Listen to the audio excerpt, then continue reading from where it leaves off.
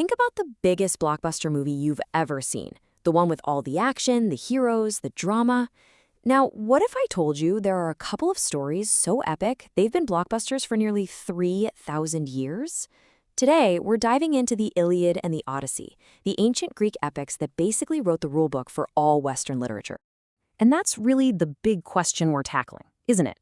How do these tales of meddling gods, terrifying monsters, and heroes who are just so human, how do they still hit so hard today?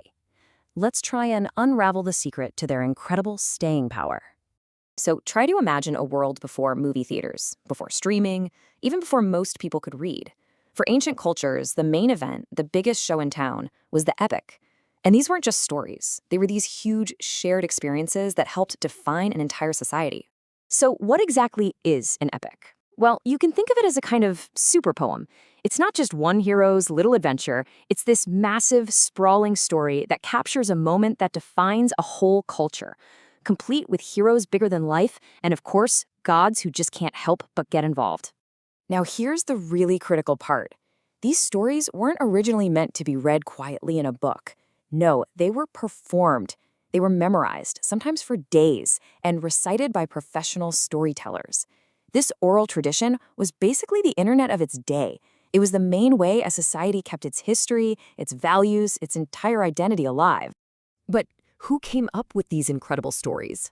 Every great work of art needs an artist, right? Well, with the Iliad and the Odyssey, the answer is way more complicated than you might think. And this brings us to the great endearing mystery of Homer. It's the question historians and scholars have been debating for centuries. Who was the genius, or geniuses, behind these masterpieces? So tradition points to one person, a blind poet named Homer, who probably lived around the 8th century BCE. He's the name you'll see on the cover of the book. But the reality? It's a lot more mysterious than that. This is what's known as the famous Homeric question. See, there are all these little differences in style and language between the two poems. So, was Homer one single brilliant author?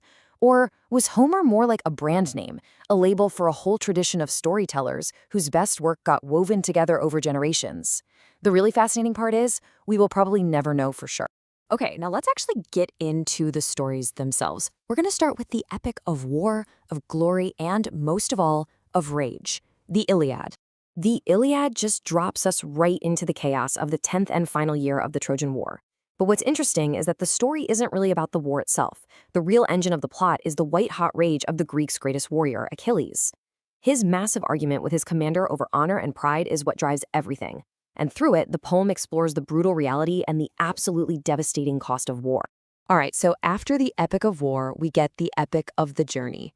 The Odyssey picks up right after Troy has fallen, and it follows one hero's incredibly long, treacherous, and bizarre path back home. Our hero this time is Odysseus, a man who's famous not for his strength, but for his brilliant mind. His 10-year voyage home is just this masterclass in survival.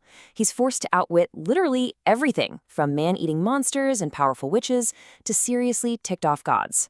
If the Iliad is about strength, the Odyssey is all about celebrating brains over brawn. And looking at them side by side like this really shows you the difference. The Iliad is intense. It's focused on one single battlefield. And it's all about group glory and a hero defined by his rage. Then you have the Odyssey, which is this sprawling adventure across all sorts of strange lands, focused on one man's personal survival, driven by his cunning. They're like two sides of the same heroic coin. So we have these two incredible stories, but they're both absolutely filled with gods, monsters, and magic. This crazy mix of the human and the divine brings up a really fascinating question about what these stories truly are. It's a fair question, right? If gods are literally walking on the battlefield and a cyclops can trap our heroes in a cave, how in the world can we treat this as any kind of historical record? Let's just be clear, these poems are packed with fantasy. The Greek gods are major characters and they are constantly meddling in human lives.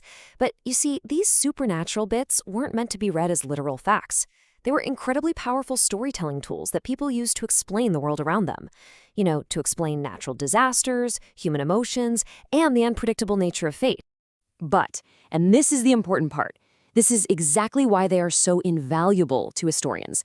By reading these fantastic stories, we get a direct look into the ancient Greek mindset.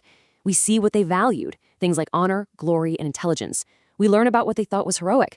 We get all these little clues about their society, their weapons, and their traditions. They basically preserve the soul of a lost world. And that's really what makes these poems so special. They are so much more than just good stories. They're cultural artifacts. They are these incredible windows that give us a vibrant, if not always factually accurate, view into the very heart of ancient Greece. And that brings us right back to the beginning. If these were the stories that defined their world for thousands of years, it really makes you wonder, doesn't it? What stories from our time will last? What are the epics we're creating today that people might be studying 3,000 years from now? It's definitely something to think about.